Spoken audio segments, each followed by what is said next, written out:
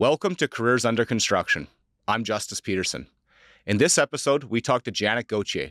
Janet is a trailblazer in the construction and real estate industry.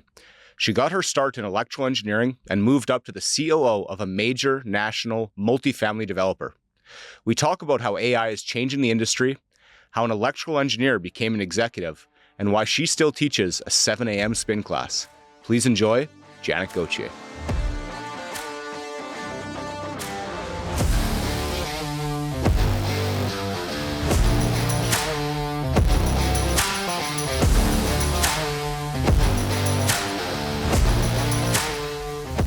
Do you remember the last time we saw each other? Maybe. Yeah. Okay, so I just want to tell the story because I thought it was funny. I came back to the office and told it to the girls. Yeah. And they thought it was funny, so I wanted to bring it up. So we went out for lunch to State and Main, to a restaurant. We were obviously talking business. Yeah. And I was walking up to the restaurant, and I look over and I saw you like pulling up in your truck. So I was like, I'm gonna wait outside the restaurant for her, and we'll walk in together. I'll see her outside. As I'm waiting there, a lady walks out of the restaurant. And it's kind of a windy day. Yeah. She crosses the street, and a big burst of wind comes. Yeah. And it knocks the wig right off her head. Oh, no. And comes right up to me and basically into my feet. Right? And because I was behind her, of course. Yeah. And, she came like running back to me. I like picked up the wig. I've obviously never handled a wig. Been in a situation where like I need to put a wig on somebody's head before in public. But anyway, gave it back to her, and then you came walking up, and I was wondering if you had saw that situation, because I was like beet red, and I was like laughing, and I was like, wow, what a way to start a lunch. But yeah, I was just to refresh your memory of the last time we saw each other. Well, I do remember it was a very windy day, but I didn't see the whole wig incident. So yeah, that's good. But so you're new to motherhood. Yeah. You're also relatively anyway. I think your daughter's what, like a year and a half, a year and a bit. Yeah, she's 20 months. Yeah. Awesome. You're also a part-time fitness instructor. I am. Yeah. But full-time COO of one of the largest real estate development companies in Canada. Yeah. It's impressive. So with all those things, like, how do you achieve work-life balance? Yeah, that's a great question. Definitely, if you kind of took a snapshot of my life 5 years ago, right, 10 years ago, like, it looked a lot different. So mostly it's just been really reevaluating my priorities and making sure that I'm spending time on things that are meaningful to me. So like a prime example, like I used to teach in the evenings a lot. Now that's something I don't do. I shifted my work, and obviously my employer at Altea, where I work, supported that. So I teach mostly 6 a.m. classes. So baby's sleeping while I'm at the gym. I come home, get ready for work, and kind of go off to work. And, it really is mostly, I would say, just figuring out what meant the most to me and making sure that I can put my best foot forward in all areas of my life and make sure I'm keeping what's important to me top of mind. Yeah, that's so important and impressive that you're able to balance all of that. I had somebody that you hired actually recently call me and say to me, one of the reasons I'm so attracted to this company, it's not the company's great, but more so in working for Janet. And I was expecting her to be like, oh, she's, an amazing engineer, just a great person, like whatever, right? Mm-hmm. Lots of qualities that you have. But the thing she said to me was, I love the fact that she's still a fitness instructor. Yeah. In her life. Yeah. Because she doesn't need to do that. No. She's not obviously doing it to add zeros to the bank account. No. Right? She's doing it because it's like a passion thing. She loves it, and she loves coaching people. Mm-hmm. And I thought that was like a really interesting piece of feedback that I'd never heard from somebody before. Mm-hmm. So, like, while we're on that topic, I'm curious, like, what do you think there's like a correlation between fitness and success? I do. I would say 100%. Like, there's so many different things that I'll say fitness on its own. Like, it obviously requires a level of discipline, right? Self-motivation for sure. And I would say I realized that during COVID, mostly because I've been a fitness instructor since 2009. So it's been a long time. And always my own workouts have been when I teach.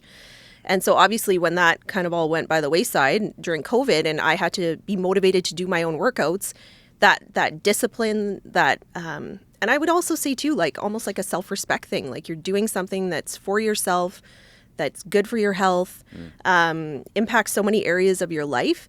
Definitely those are all things that drive into motivational things in your career. Being a fitness instructor actually though I would say it's been one of the things that has shaped my professional career quite a bit.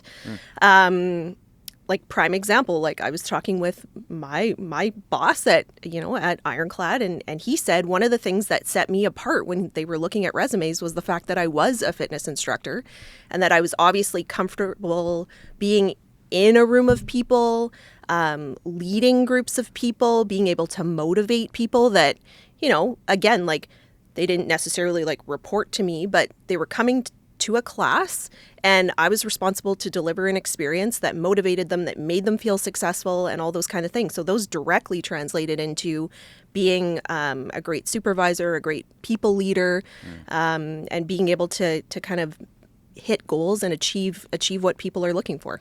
Absolutely. Especially, like a 6 a.m. class. People must be dragging their ass out of bed, not wanting to be there. For sure not. But then they leave the class feeling good and motivated and like they're glad they did it and it's because of you, right? So, that's good. Good for you. I would agree. Like, I think, like you wouldn't go to the gym once or twice, look in the mirror, and then like expect to see like major progress. For sure. Right? But if you participate consistently day in, day out, month in, month out, over 6 months, 12 months, 18 months, whatever it is, a long period of time, you're going to see a huge transformation. And I feel like that's like consistently true for many different aspects of life. For sure. Right? Like it's hard work, and hard work is really easy to say, but hard work is habitual. Like it's consistency, it's perseverance, and it's doing, what other people wouldn't do for a long period of time. 100%. So, definitely, I would agree. I think there's like a direct correlation. I think it's undeniable between fitness and success. So I'm glad that we share that.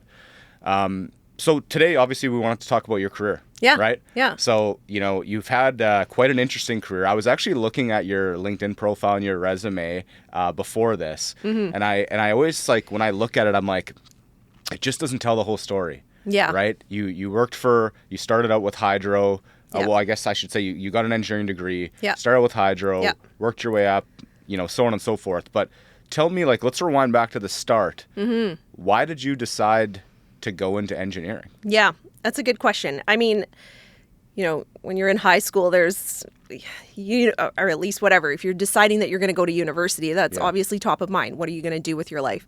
And I would say, like, probably my two biggest motivators, I was good at math. I was good at science. So, I mean, that automatically, like, if you're, talented in those areas, there are certain things that you would want to perhaps consider.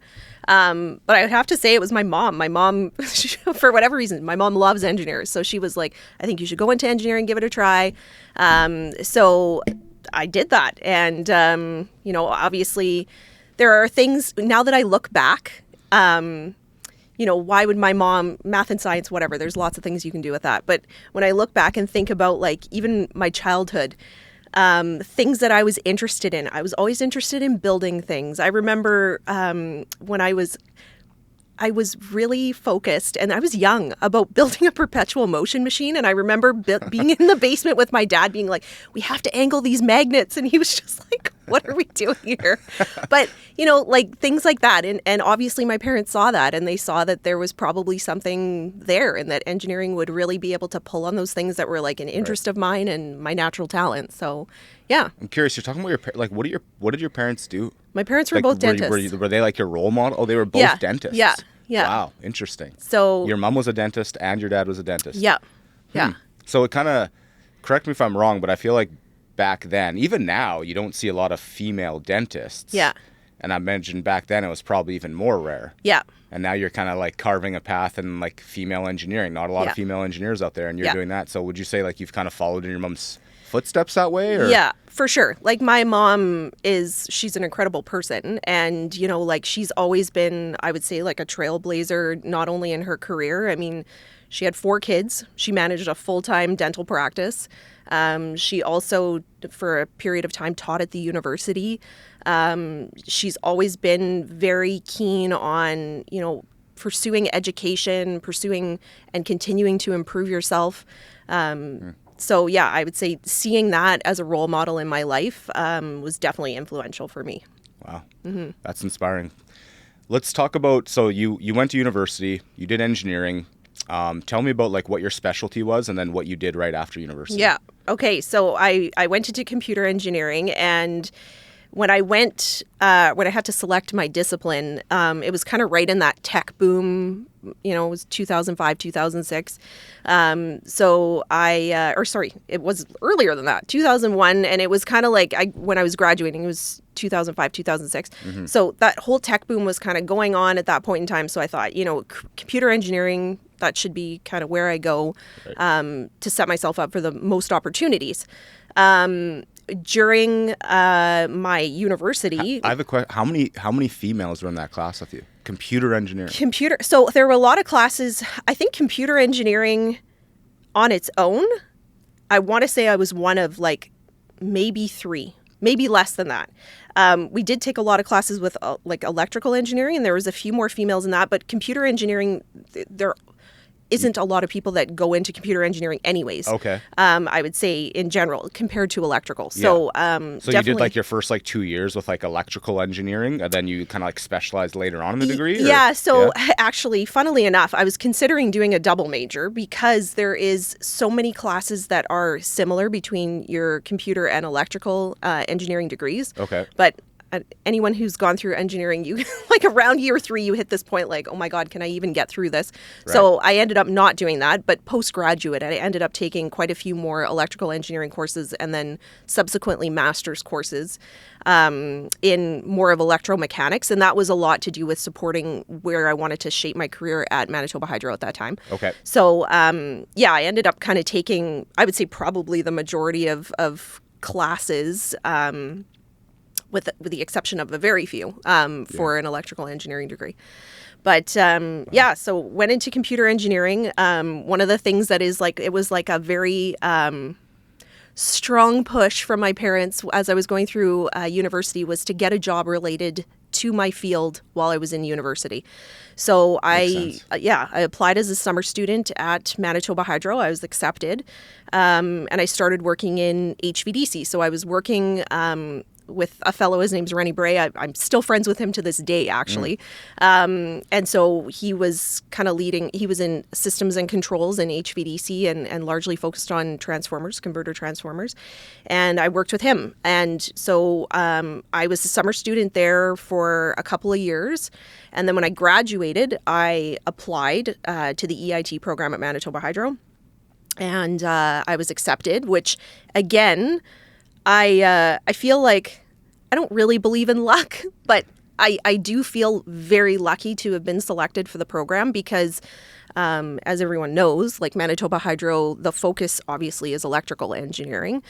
They do hire other disciplines, mechanical, obviously computer engineers, and civil, and there are other disciplines they hire, but it's a much smaller percentage of other engineers that they hire, and the program is very competitive.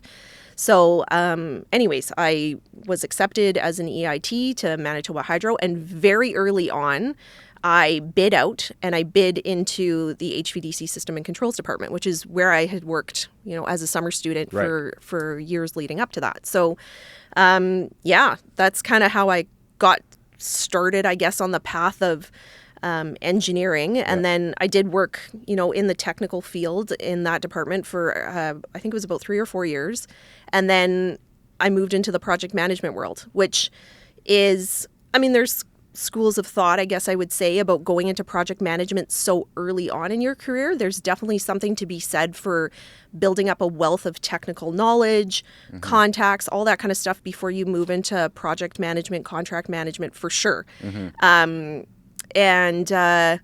I chose a bit of a different path. I went into that stream very early on in my career. How long were you with Hydro before you went from like technical to project management? It was about 3 to 4 years. Okay. Yeah. So, I did obviously have some technical knowledge. But so I kind of made that leap into project management. So that was before you got your P-Eng?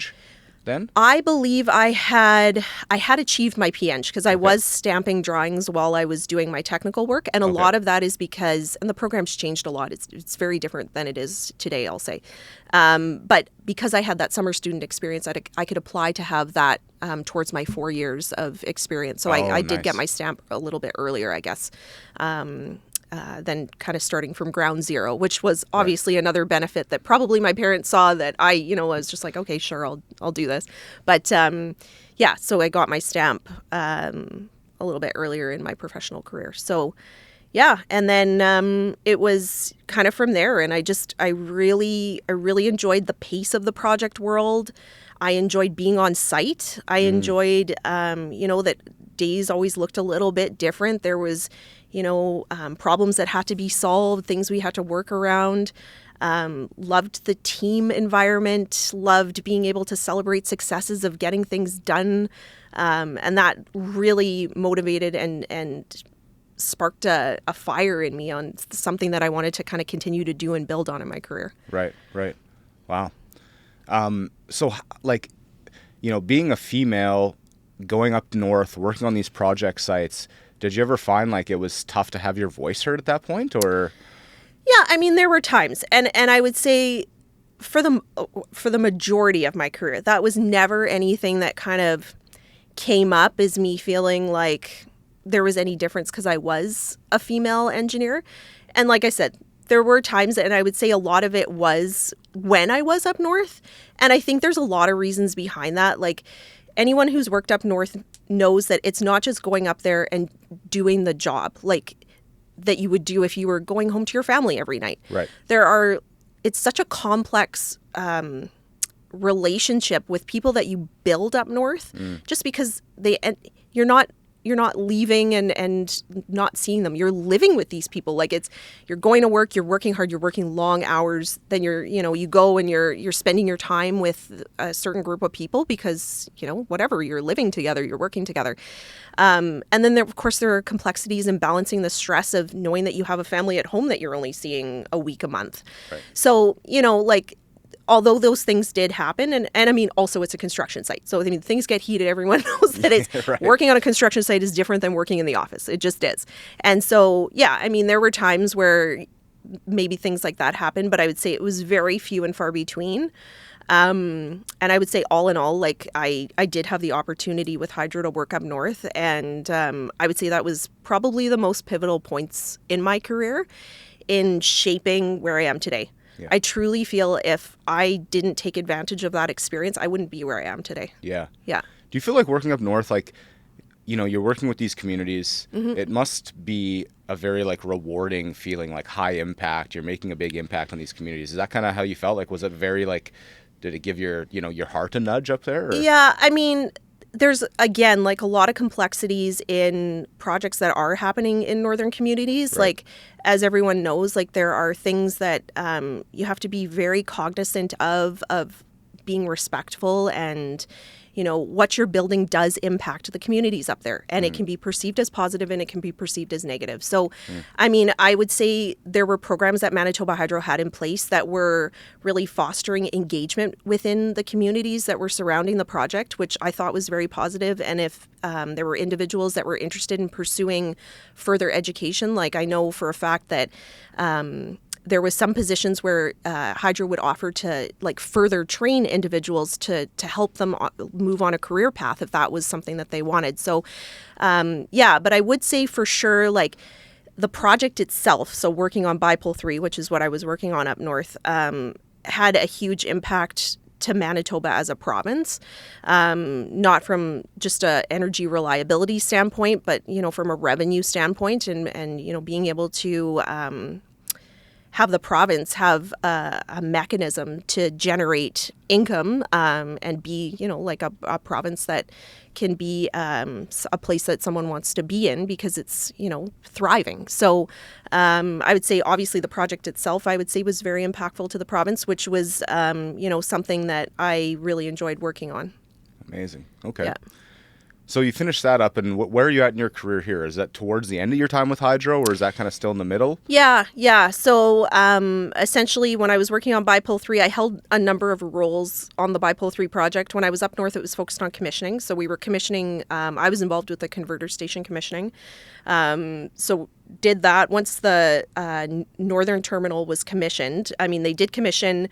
So I would say for the converter station and the switch yards, those were commissioned both in the north and the south first, and then there were synchronous condensers, which are only part of the system in the south, that were needing to be commissioned. So I came down south and I finished that part of the job, and then after that, I was kind of looking for the next move, I guess I would say. Yeah. That next move kind of seemed like the natural one, right? Because you were doing so much commissioning, working for a very large company, public, obviously. Yeah. And then you went to Veolia.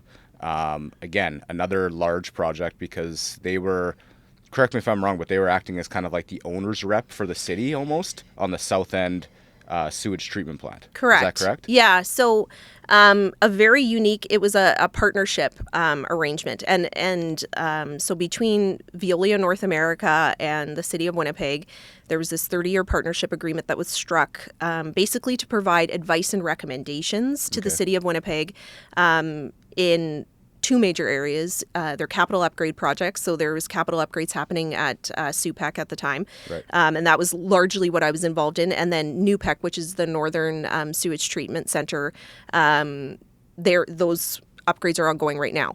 But it was a lot of prep for like contract writing, all of that kind of stuff when I was involved in that job.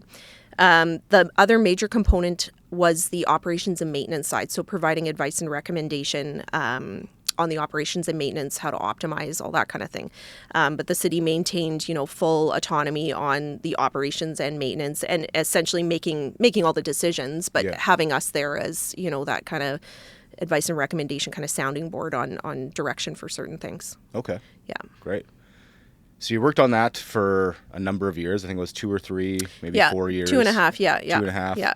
And then from there, you made quite a drastic career change, going from a large public company working on major projects that have transmission, high voltage, mechanical, electrical pieces to them, commissioning, to Ironclad Developments, a large-scale national real estate development company that does predominantly anyway, wood frame buildings. Yeah. So what do you feel like the shift in mind was there from going to like a big public company to a private organization? Mm-hmm.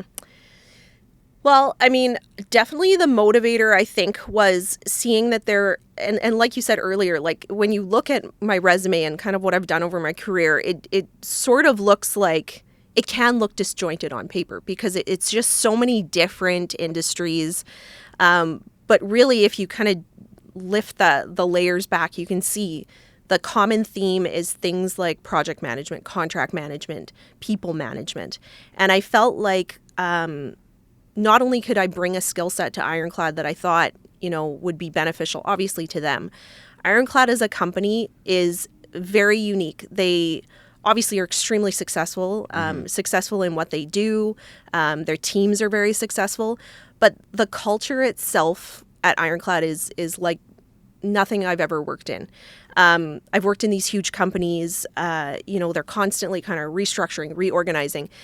You're not really seen, I'll say, necessarily as, I mean, yes, of course, what you bring to the table is important. But at Ironclad, it's like that is what is the focus, is the people. And the people are there because of what they can do and almost those little uniqueness things about like seeing the fact that a fitness instructor, which is obviously completely separate and distinct from what I do in my career and my education, how that could influence me as a leader.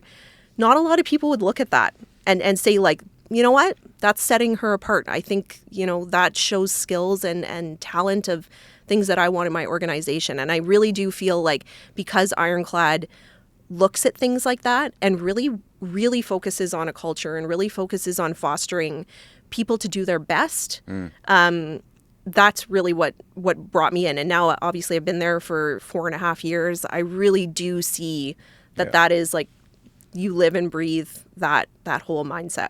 Yeah. Yeah. And they obviously like value you a lot. Like, you went on a mat leave, you were gone for a year, you come back and you go from VP to COO. Yeah. So like, I feel like a lot of times, if you miss somebody for a year and Yeah. you realize, oh, they didn't really make that big of an impact, but obviously for you is the other way around. Like, you came back and they promoted you right away. So there must have been, they must have missed you. They must have understood your value.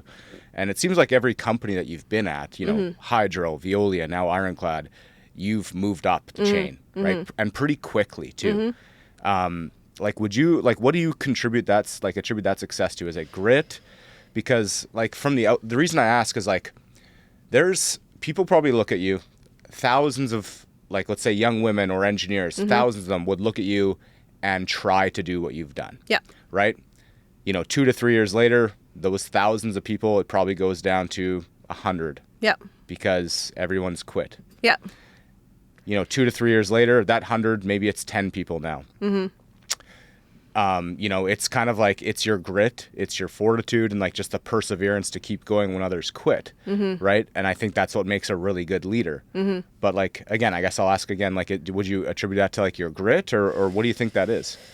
I would say it's twofold. So definitely like my individual grit and drive, like for sure. And I think my attitude and mindset definitely contributes to that. Like, I truly believe that, when you're faced with an issue or, something's come up and it's like, it seems almost impossible, there's always a way. There's always a way. And I think that drive and mindset has moved me forward, because like, I'll never go to my supervisor or boss or company owner and be like, sorry, can't do it. Like, that's just not, doesn't even enter my mind. So I think that definitely is a bit of something that is unique. I always have put a lot of value in my career, and I've had the supports in my life to be able to focus on that. And so I think that's definitely a component. I also think the component of mentorship, like, I do put a lot of value in being able to mentor and make sure that the people that I'm working with, and I've had individual people reach out to me and just say like, hey, can you look at what I'm doing, and do you think this is good, or do you have any advice?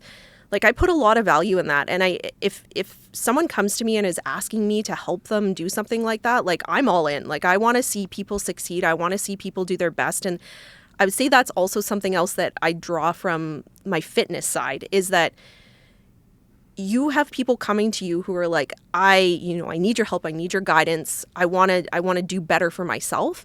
And that is something that just really fills my cup. And I get that both from my fitness industry, and I get that both from my professional career. So I think that's another piece that gets recognized, is, really always wanting to build up those around you, as opposed to like being like, look at all this stuff I did, because you're only as strong as your team. So I think that really moves you forward in your career. And I mean, obviously there are times where, it's that just straight grit and determination that's going to get you past certain points, for sure.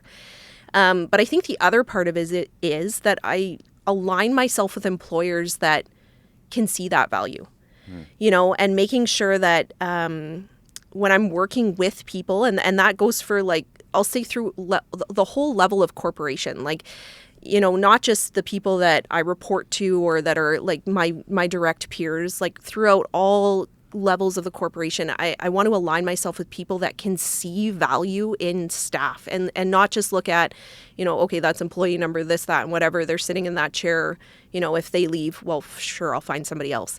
It's really being able to see the value of contributors. And I think throughout my career, I've really tried to align myself with employers that do that. Yeah, that's great.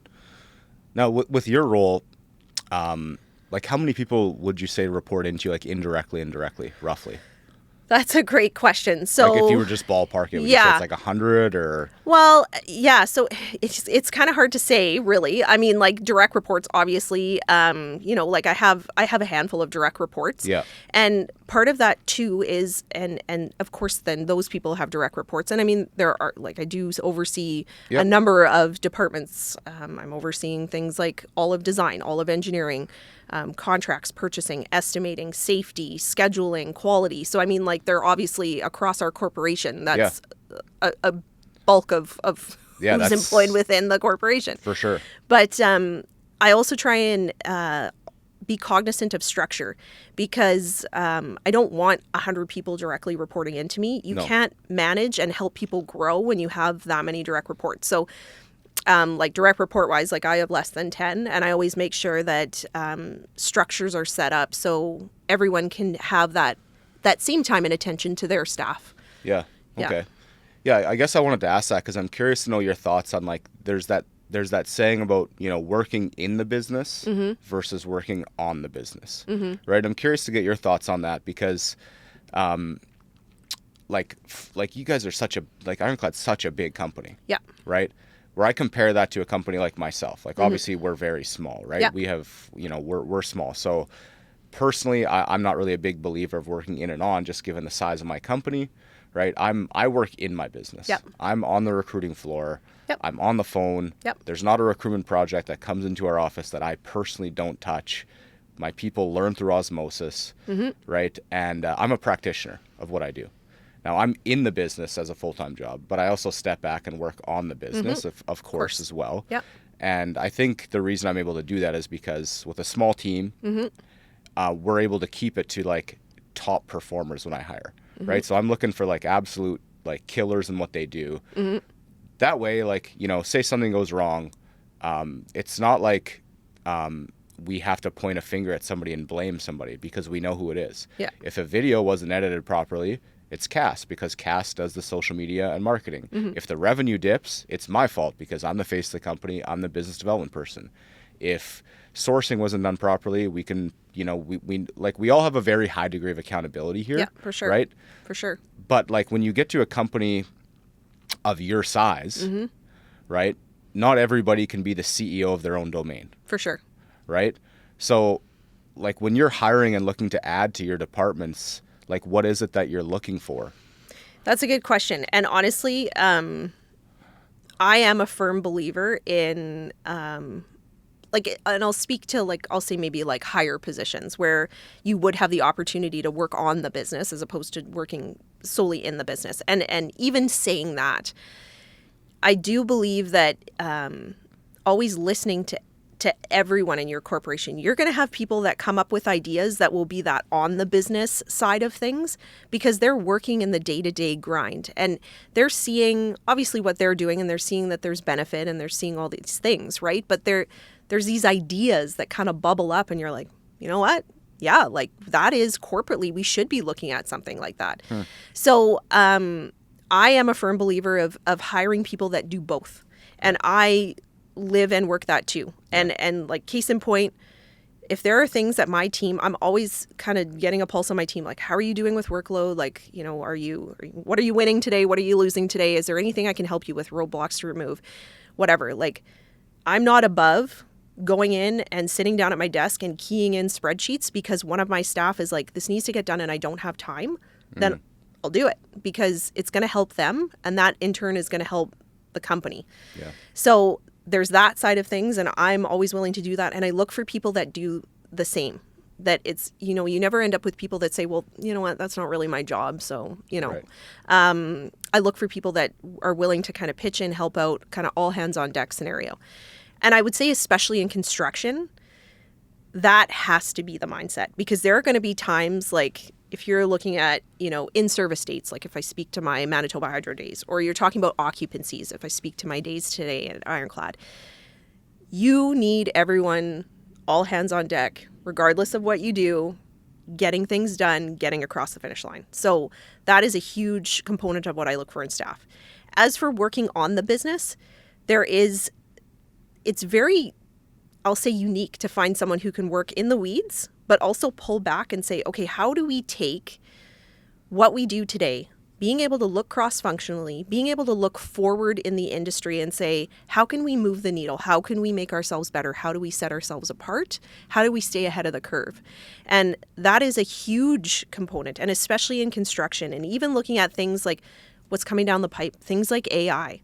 Like there's that opportunity has the ability to set people apart or just honestly leave people in the dust. So I truly do feel that there are things that you really have to be looking at, I'll say both levels. And of course, as you move up, I'll say in the executive chain, obviously that balance changes, whether like you're in the weeds 10% of the time or, whatever. But I think everyone needs to have that ability to kind of flop between both. And I look for that in my staff. They do. Yeah, they do need to have that ability. It is a very difficult thing to find because I find like you can't work on a business unless you've worked in it. 100%. Right? Like you can't be telling people what to do unless you've done it. You can't demonstrate the data entry that needs to go into the Excel or how to write a contract or how to negotiate procurement unless you've been there and done it yourself. Yeah. And the other thing is like, as C-level executives or business owners, you also can't have the expectation that these people care about the company as much as you do. Like if you're at that level, right? So like working in the business versus on the business, I feel like, most people just want to work in the business. They want to work, they want to get their paycheck, they want to go home. So it takes a certain like person to be able to join the team that can actually step back, be a visionary like yourself, and have the capability like strategize and actually work on the business too. What like in the last few years we've gone through like COVID. We've gone through major which caused supply chain crises, labor shortages, which obviously causes like budget overruns or construction delays. What would you say, and maybe it's some of the ones I just touched on, but are some of like the larger like operational difficulties that you've faced in your role? I'll say all of the above, for sure. I mean, everyone knows the cost of like raw material product went crazy. Labor, not just shortages, cost of labor went up incredibly as well. Supply chain disruption, being able to get material that, was fairly easy to get there in the past. Now, like getting it to site, you're looking at either needing to explore alternatives or that you're accepting that the lead time that used to be a couple of weeks is now, whatever, months. And we're still seeing that today. Like if you look at a lot of electrical equipment, some mechanical equipment, depending on, what the components are. We're still seeing the effects of that today. A lot, too, that kind of happened during that time is the challenge of like completely shifting your workforce focus. Like you've moved people from being in office and doing work, completely separate from their home life to having everyone working at home. And, then you encounter these challenges of how do you motivate staff? How do you keep staff engaged? How are you monitoring what people are doing, whether things are really moving forward? The other thing that I do find that was significantly impacted with, workforce shifting home was that organic growth of companies, because you're not having that water cooler talk or stopping by John's desk and kind of just, talking about what they're doing. And then all of a sudden it's like, you know what? You just said something that made me think of something else that, I think we've got an opportunity here. You've lost on all of that. And so, now, obviously, like I would say for the most part, there has been a movement back to the office, but there is still, work from home and that kind of thing. So that definitely has impacted the business. So, like I would say it definitely shifted. One other thing that is a major component is even just being able to get funded. So like the economy impacts of like interest rates going up like crazy, the evaluation of, whether a bank will fund your business or not, and then what the implications or constraints around funding are. So there was just so many things that you had to balance. And it was like, it didn't seem like there was one thing you could hang your hat on that had stayed the same anymore. So, that ability to flex and adapt and like look at the situation, quickly assess like, what is the best path here? And it may not even be the best path, but it's a path. And you're giving direction to your people to say, this is the way we're marching. We may look back and say, oh, you know what? We could have done it this way and it might have been better. It might have been, but at the end of the day, you're still putting one foot in front of the other and moving forward. So, there were huge impacts. And like I said, we're still feeling that ripple effect today. And of course, now with tariffs, there's just a whole nother element there that, needs to be managed. Yeah. There was a lot going on in those last few years, and I feel like there was a lot of companies that used to self-perform a lot of work, and after all that happened, they decided they're going to take a step back and just construction manage. Yep. Hire more sub-trades. Yep. Put more of the risk, Yep. the liability onto them, as opposed to trying to keep 10 carpenters, 2 electricians, 2 plumbers, all the concrete work, keep that all in-house. Very common theme after that. You have a computer engineering degree. And I'm curious to know your thoughts on this because AI, obviously you touched on it earlier, Yep. AI's coming for people, coming for jobs, right? Yeah. Specifically, like I think the first thing it came for was like people that had maybe not computer engineering degrees, but some sort of computer science, coding. Like it has almost fully replaced coding, but it can't replace, carpenters. It can't replace plumbers, Yep. HVAC techs, Yep. some essential construction jobs. Like I'm curious to know how you feel like that's going to shape the industry moving forward. I think a lot of how AI can impact is looking at business efficiency. You're right. Like it's never going to replace like a boots on the ground, but it can, look at things like construction schedules. Right. Where can possibly there be some efficiencies here? And of course, like it's using certain tools for being able to do that. I mean, you can't just like, throw a construction schedule in ChatGPT and say, how can I make this better? And then just pull it out and be like, this must be it. I mean, right. and that kind of goes to the component of AI is great and AI is a powerful tool. And I use AI every day in some faction. But it goes back to that old adage of garbage in, garbage out kind of thing. So like, what are you asking AI to do? How are you using the data? All that kind of stuff. And of course that may change and evolve too. I mean, due to sophistication and all that kind of stuff. And people, like you said, writing code around leveraging AI to make, very specific tools for the industry more powerful. But I still do feel there is that humanized component that needs to be there for that like gut check of, does this make sense? Does this not make sense? Is this going to work for my business model? Is this going to move my business model in the right direction or the direction I want it to go? So that kind of thing. But I do believe like it is very powerful in the sense of even just things like, if I want to write an email and it's like, you know what? I could spend an hour writing this, wordsmithing it, blah, blah, blah, blah, blah, versus throwing some bullet points in, chucking it into like ChatGPT, getting it to spit something back, me proofreading it, making sure it doesn't sound like ChatGPT, and then like sending it off. That takes 15 minutes, if that, versus the hour I may have spent like rereading it, reading it, make sure, like, does that come across the way I want it to sound? So it's a time saver for sure. So yeah, I really do feel there is a place in the business, but I don't think like it's not, you're not going to walk into an office and it's just going to be computers humming and your construction guys out in the field. So yeah, absolutely. One of the areas I'm very curious to see it play out in the future is estimating. Yeah. Because like, as we all know in construction specifically, like estimating is in very high demand. There's a major skill shortage out there for it.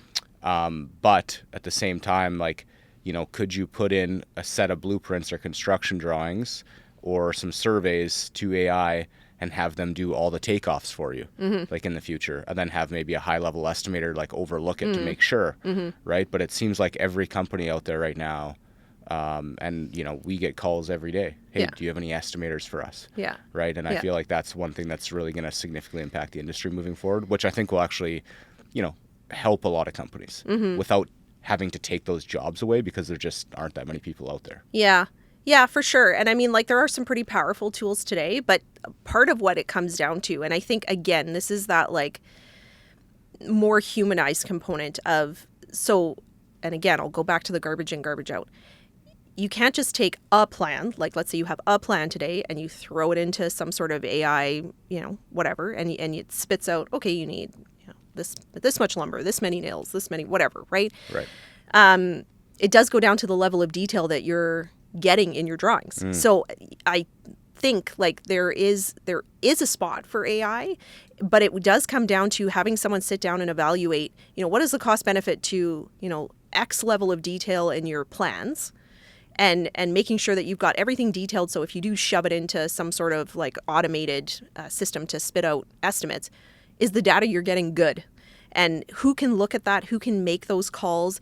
Who can make the call that, maybe it just does make sense to have someone sit down and do a takeoff for whatever, XYZ, because it makes more sense. And, paying a drafter X number of hours to model every last screw and every last hanger. And, does that make sense? So yeah, I mean, I do feel there's a place for it, but there's still those skill sets and that critical thought and making those business judgments, I feel, and it may be different for every business, right? Depending on, again, even your model on how you're doing your drafting. So yeah, I mean, there's still that skill set I feel that is critical, but that time-saving element and, being able to kind of leverage AI or just any sort of computing power in general and softwares that are available today that can help with that kind of thing. Yeah. Interesting. Yeah, that's a very interesting take. And you're right. The garbage in, garbage out thing makes sense because AI is great, but how you use it is, the more effective thing to be concerned about, right? Yeah. So, looking forward, Janet, like what are the goals in the next couple of years? Yeah. For professionally, personally? Yeah. Good question. So I would say professionally, like Ironclad has a lot of, big goals. We've really kind of, I would say, moved the needle and coming out of COVID, like every business was challenged. Every company was challenged. And I think like Ryan led us through that and brought us to a point like where we're in a great spot. We did significantly change kind of our business model and that kind of thing. So really fostering that new model, looking at, our procedures and how we're doing things and how do we make ourselves better? How do we make ourselves stronger, scalable, sustainable? So that's definitely my focus kind of career-wise, and continuing to support my staff and all that kind of stuff. So it sounds like a lot more of working on the business in that case. yeah, for sure. Working on the business and that kind of thing. Great. And so that definitely professionally, and personally, I have a new little daughter. She's 20 months old, and being able to spend as much time with her and obviously my husband, and our families are all here, and just being able to really step back and enjoy time with family and making sure that that piece is there because work is work and we all have to do it, and of course I get immense enjoyment out of my work, but my family side of things, I really get incredible enjoyment out of that too, and being able to make sure I'm taking enough time for that. So that definitely is a focus for me. Amazing. If you were to put yourself, 5 years back and look at yourself today, would you be surprised at the growth that you've accomplished yourself? Yes. And it's funny because I remember when I had first started my career, and I always had a goal. I always had a goal to be a VP. When I first started my career, I'm like, I want to get there, whatever, and, but a part of you feels like that's a pretty lofty goal, Right. Can I really do it? And I found all through my career that I've been surprised at myself of being able to accomplish what I've accomplished. And why that is, I don't know, because I obviously work very hard and I try to make decisions and, like I said, align myself with people and companies that support what I can do and see what I can do, and obviously vice versa, how I can help companies and all this kind of stuff, right? So, but yeah, I would say if I went to myself 5 years ago and said, this is your life 5 years from now, I would say I'd probably be pretty surprised. Yeah. Yeah. Will you achieve the success at such a young age too? So I get what you mean about it sounds like you had almost a little bit of imposter syndrome. Yeah, for It's sure. do I deserve this? Yep. Can I handle it? Yep. Right. I can resonate with that because I have I'm always waiting for the other shoe to drop. Right. Right. Always. Yep. If business is humming, things are good. Yep. I'm not really focused on the good. I'm focused on what's around the corner here. For sure. Right. For sure. Even our, I was sitting down with our accountant. We've had the same accountant for 4 years, and every year to him, I say to him, we're not going to have the same problem next year. We're not going to do this type of revenue again. And he's and every year he's like, Justice, you said that last year. Yeah. And then you outperformed. Yeah. Right. But I think it's just like, I think it's a natural thing, but I think it's also very common in leaders to always just be like, have a plan B, or Yep. just be cautious of what's coming, because everything could not collapse, but things change, right? Yeah. Things are constantly Yep. changing. Yep. I totally agree with that. And I truly do feel like if you look at people and you look at people who are always trying to improve, they're never kind of settled being like, you know what? Everything's like great right now. Right. And I'm just going to sit here and ride it out. I mean, for sure, there are times for that. But you never see anyone who's very successful sitting in that I've settled piece Right. for very long. They're always looking at, how do I make things better? How do I make sure that, XYZ doesn't happen again? And I truly do feel that. Like, if you look at people who think like, I'm 10 out of 10 on everything, like I'm the best, those people generally aren't moving forward or making great strides or that kind of thing. So I do think there is something to be said for, that leveraging that feeling of imposter syndrome. Yeah. And like, like are other people in this position? Do they feel the way I do? Do they have the same level of knowledge? Like, I'm always asking myself that question. And I Right. think that drives people to educate themselves more, or, like do that little deeper dive, or, like have the right conversation. So I do feel like it can be a very positive thing in the right context, as Yeah. long as you leverage it the right way. Yeah, for sure. That kind of leads me to a question, like, when you feel that way, like imposter syndrome, do I deserve to be here? How Yeah. do I handle this? Yeah. Like, do you have a specific like support system you lean on? Like, obviously we have significant others, like you've got your Yeah. husband, I've got Yeah. my wife that I talk to. Yeah. But like outside of family, like business wise, whether it's like other entrepreneurs or other C-levels, like Yeah. people that, could maybe offer you some sort of like horizontal mentorship, Do you have that at all? That's a good question. And like, to be honest, and so for someone like myself, who I do put great emphasis on having mentors, and I mentor like quite a few people. Like I said, I mentor people at work. I mentor people outside of work, and it's always been a huge component throughout my career. Do I have that? I'll say one person. No. And I think the reason is because I have like several people in my life that, so like, for example, my aunt, she has been very successful in like more of like the IT kind of tech sector throughout her entire life, in a different faction. Like, she's been more in sales and marketing throughout her career. But if I have career questions, I go to her. And, because I mean, she's a woman. She's been obviously in an industry that's more male dominated. She's got incredible insight. She's kind of seen the ebbs and flows of like things that happen in the business. And obviously like the tech industry is a lot more volatile than, other industries. So she's like gone through these like, incredible ups and downs of like business and technology and that kind of thing. So there are things I'll reach out to her for. I've reached out to you for things like if I have questions, or like, what have you seen in the industry? Like, I feel like I have this incredible network of people. Yeah. And I feel like I really leverage people's strengths of like different areas of the business. And I mean, like, I know I keep coming back to this, but the fitness side of things, the people that I have met being in the fitness industry, because I mean, like, I teach a class, I have like 30 to 40 people that show up, and a lot of people will just kind of come and go, and there isn't like a whole ton of interaction besides like, oh, hey, how's it going? Great job today, blah, blah, blah.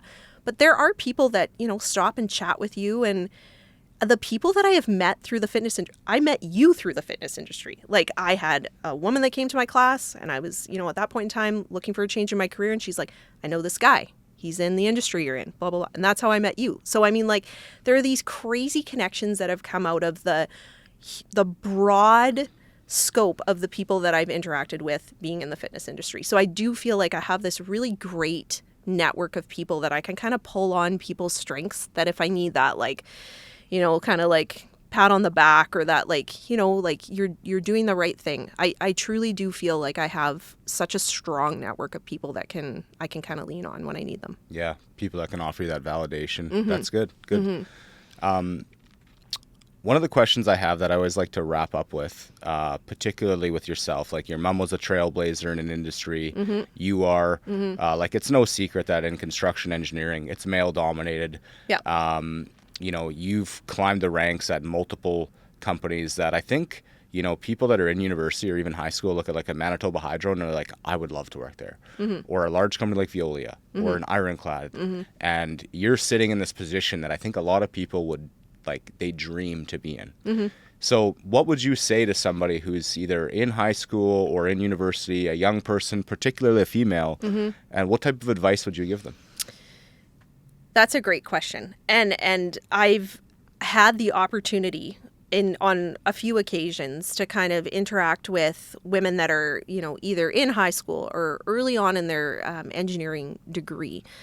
And, you know, like a lot of it is finding out the things that drive and motivate you and not just looking at the surface level, because, you know, like a lot of times if you look at the surface of, like, let's say an engineering degree, I'm sure if you asked anybody what they think an engineer does, is probably sit at a desk and design things. And of course there are engineers that do that, and there are engineers that do that and they do a fantastic job at it, and we need people like that. Like, that is like whatever. But I would say for females in general, and there's obviously been like a lot of research that's gone into like what motivates women, let's say, but I would say it's even more broad, like what motivates people, because there are things that motivate me, and I think that people have to do that inner look of like what motivates me, what makes me feel fulfilled, and having people like, and I'll go back to my parents, like they obviously saw there were things that motivated me. And at that point in my life, like you're 18, like what are the things you're concerned about? It's probably not, you're not sitting down and having these like deep thoughts of what motivates me. But having those relationships with people where you trust, like if someone says like, hey, I think you do great at this, and you trust them to be like, okay, you know what, like let's give it a go. Like I think having those relationships in your life and being able to leverage that, and also to look back and say like, did that work for me? Was that something that actually made me feel like I was contributing, or that, you know, it fills my cup? And, you know, like something like teaching, like it is something, like you said, it's not like I'm doing it for the bank account. I do it because it fulfills me in an incredible way.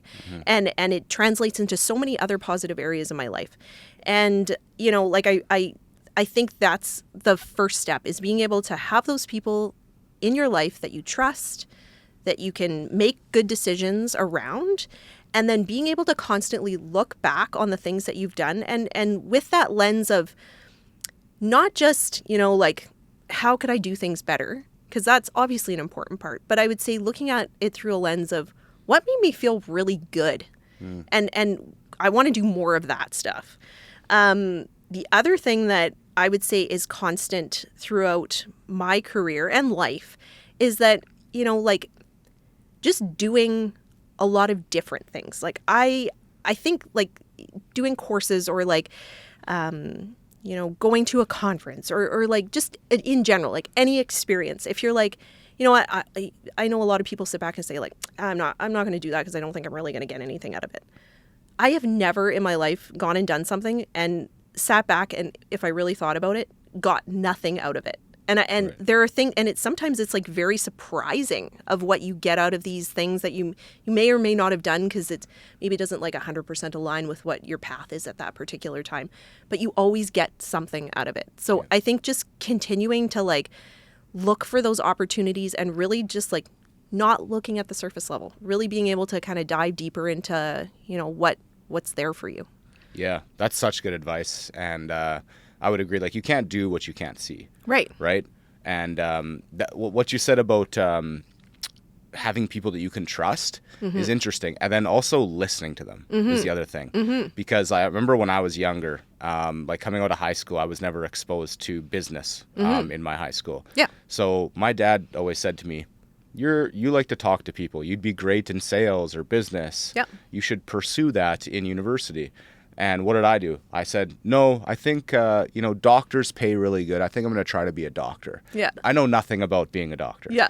So I go to university, bad grades, didn't like it, bad experience. And fast forward to today, and what am I doing? Well, I'm running a business. Probably should have listened to my dad 15 years ago. Probably should have. Somebody I trusted, but I didn't listen to. Right. Right. So yeah, that's a good advice. Like, keep a close circle of people you trust, but listen to them.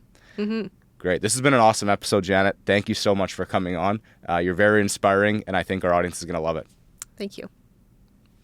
Awesome. That's a wrap. Episode 2.